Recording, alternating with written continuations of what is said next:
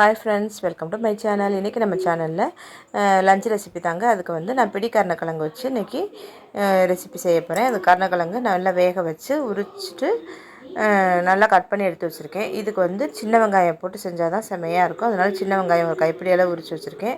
2 பச்சை மிளகா, medium size தக்காளி 2 எடுத்து கட் பண்ணி வச்சுருக்கேன். ஒரு கடாயில் எண்ணெய் ஊற்றி எண்ணெய் காஞ்சதும் கொஞ்சம் சோம்பு, கொஞ்சம் வெந்தயம் போட்டுட்டு வெங்காயம் போட்டு வெங்காயம் கொஞ்சம் வதங்கினதுக்கப்புறம் பச்சை மிளகா, தக்காளி எல்லாம் சேர்த்து நம்ம வதக்கிக்கிறோம். அதுக்கு வந்து நம்ம தக்காளி போட்ட உடனே நம்ம வதக்கிறதுக்கு கல்லுப்பு போட்டுறணும்.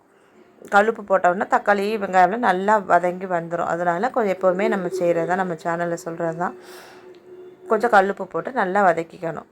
அதே மாதிரி இந்த கருணக்கிழங்கு வந்து உடம்புக்கு அவ்வளோ நல்லதுங்க. நம்ம வந்து கருணக்கிழங்கு பிள்ளைங்க சாப்பிடாதுங்க அப்படின்னு நினைக்கவும் வேண்டாம். அதே மாதிரி நம்மளுமே அதை செய்கிறதுக்கோ எதுக்குமே கஷ்டப்படும். கருணக்கிழங்குல நிறைய சத்து இருக்குது. அதனால் நம்ம அதை வந்து இந்த மாதிரி குழம்பாவோ இல்லைன்னா நம்ம வந்து மசியல் இந்த மாதிரி கூட நம்ம செஞ்சு சாப்பிட்லாம். கருணக்கிழங்கு அவ்வளோ உடம்புக்கு நல்லது.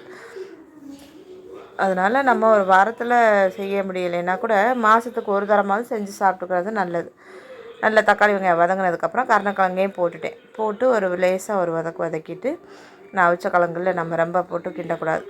வதக்கிட்டு நம்ம இதில் வந்து மசாலாலாம் சேர்த்துக்கலாம்.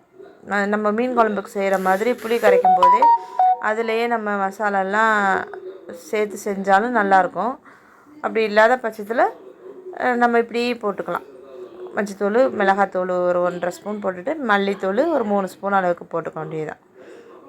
போட்டுட்டு நம்ம இதில் தேவையான அளவு தண்ணி ஊற்றிட்டு புளியையும் கரைச்சி இதில் ஊற்றிட வேண்டியதுதான். இப்படி நம்ம லேசாக அந்த எண்ணெயிலே வதக்கிட்டு அந்த மிளகாத்தூள் வதங்குச்சுன்னா அது வந்து குழம்பு வந்து நல்லா கலர் கொடுக்கும். அதுக்காக லேசாக வதக்கிட்டு பிடிச்சிடக்கூடாது. அது மாதிரி கொஞ்சமாகவே தக்காளி எவ்வளோ எடுத்துருக்கோமோ அதுக்கு தகுந்த மாதிரி பேலன்ஸ் பண்ணி புளி எடுத்துக்கணும். புளியை நம்ம இதில் கரைச்சி ஊற்றிட்டு தேவையான அளவு தண்ணி கொஞ்சம் கூடுதலாகவே ஊற்றி நல்லா கொதித்து வற்றி வந்ததுனாலே குழம்பு நல்லாயிருக்கும். கருணக்கிழங்கு குழம்பு கொஞ்சம் திக்காக இருக்கிறதுக்கு அப்போ தான் நல்லாயிருக்கும். நான் கொஞ்சமாக தான் வைக்கிறேன்.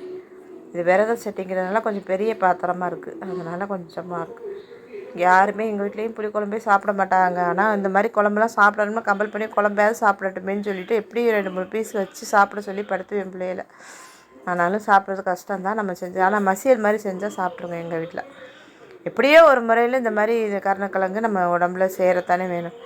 கிழங்கு வகையில் அவ்வளோ சத்துக்கள் எல்லா கிழங்குலையுமே இருக்குது. நம்ம பிள்ளைய தான் இந்த கிழங்கு உருளைக்கிழங்கை தவிர்த்து மிச்சம் எதுவுமே சாப்பிட்றது கிடையாது.